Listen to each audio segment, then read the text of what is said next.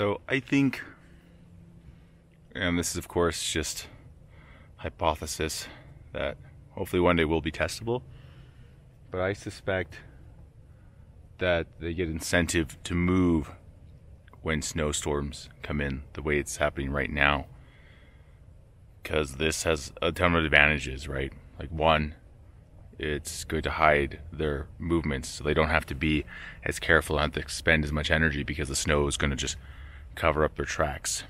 Two, it's also going to, be a great time to go hunting because it's going to be hard to hear. There's going to be other stimulations, smells. It's going to make it more difficult for deer and other animals to hear and pick up on them coming. And I mean,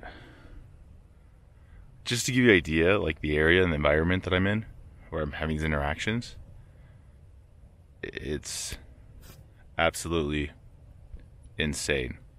Look how steep this is.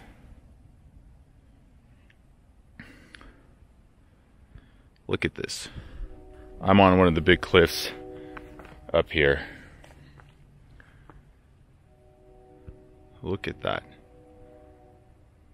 Do you see? So the snowstorm's coming in. I'm gonna keep heading further up this way. But I came all the way from the bottom of the valley.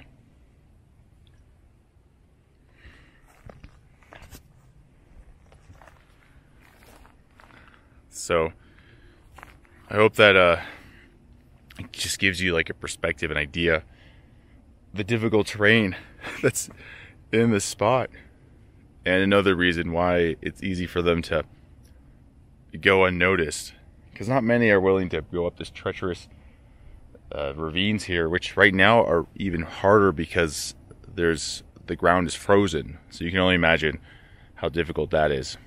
Normally, so far it's proven successful, but during the winter times, it looks like they prefer the southeast facing slopes because of those are the ones that are going to melt the fastest as far as the snow. Those are the ones that are going to leave less of a trace because it's more scree that gets, with the wind or just gravity, those tracks just disappear.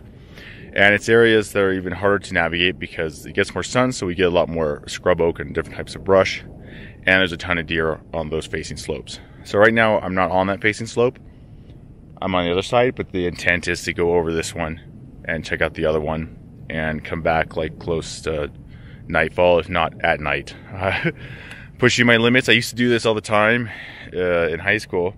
It's ironic that now I'm doing the same thing, but the stakes feel a lot higher.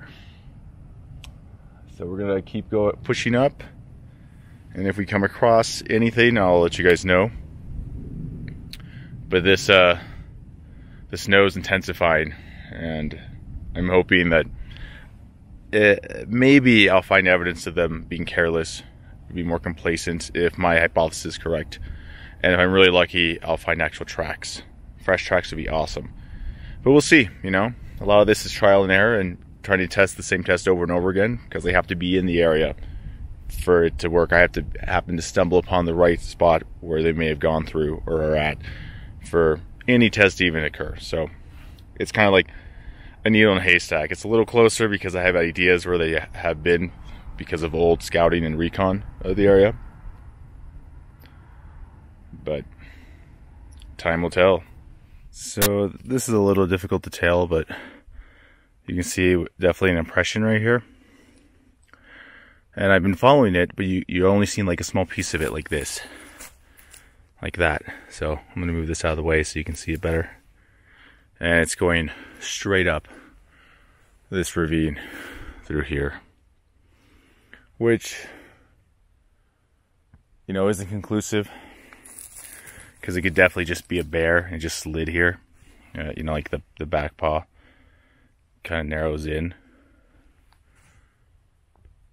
And then to the next one. And that just keeps getting straight up. So there's a lot of stuff like this where it's it looks intriguing, like it could be something, but it's really hard to say, right? So if I just showed you this one right here, I'd be like, that's a Bigfoot track. But the reality is I don't know, because the other tracks are much different. Now, if it was on like the front part of its foot going up, it might look like this. However, since there's not enough definition to know for sure, it's just, you know, conjecture by this point.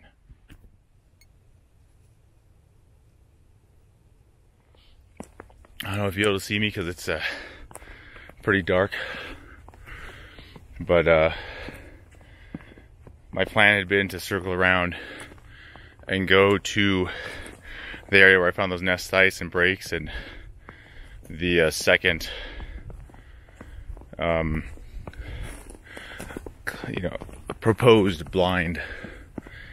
And I was going down there, and of course, like I said earlier, trying to see if I can find any fresh tracks in the snow from them moving, or maybe even push them out of an area and see them.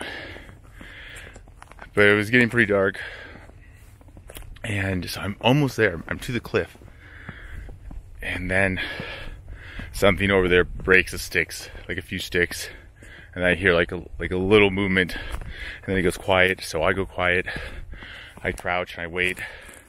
I don't hear anything. But the unusual part is, like, right as soon as I crouch and everything goes quiet, this bird, at least a bird sound, just starts going at it. Like, I tried to record it, hopefully the mic picked it up, but it's just going at it, like, it for maybe 5-6 minutes straight. And so it was louder in the beginning, then it got a little quieter when I started recording, because at first I thought maybe it's something else. Maybe it's hearing echoes from way further down.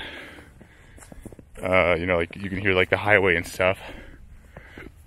But then I realized it was inside this valley that I was in.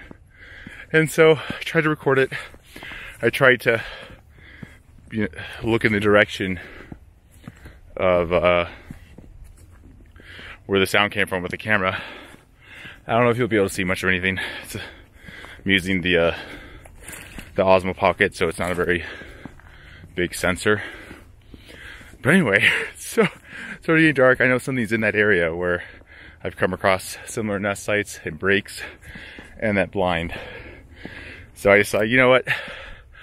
I don't want to go in there. I don't want to take the chance. If they are there and they stand their ground, I'm going to be freaked out, and it's going to make it more difficult later down the road to get the close interactions if they don't trust me. So I let them know, you know, like I'm meaning no harm and I'm leaving. If it is them though, they're probably stalking me. I don't have time tomorrow because of classes to come back up here and inspect the area during the day. But that was definitely something. Whew. I'm just gonna go find one of the main trails and take it down. All right. See you later. One thing I forgot to mention was that it could have very well just been a deer down there making noise that stood up, got freaked out that I was nearby. And because I was holding still, it held still.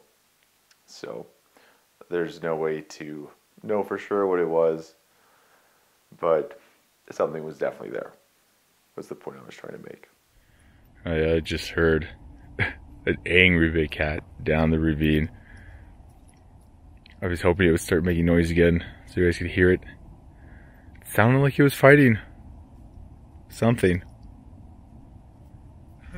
Alright, just made it back to the Jeep, and it's nice. It's nice to be able to go out again at night and not be as terrified as I was after my first encounter. So this is progress, you know, to be able to just go on a night hike and explore around. Granted, you know, I stopped before going into that area because I got a little spooked. But little by little, I'm gonna get the confidence to go back out here at night like I used to. So there you go, one giant leap for me, and hopefully one small step to get closer to the truth. Have a good night.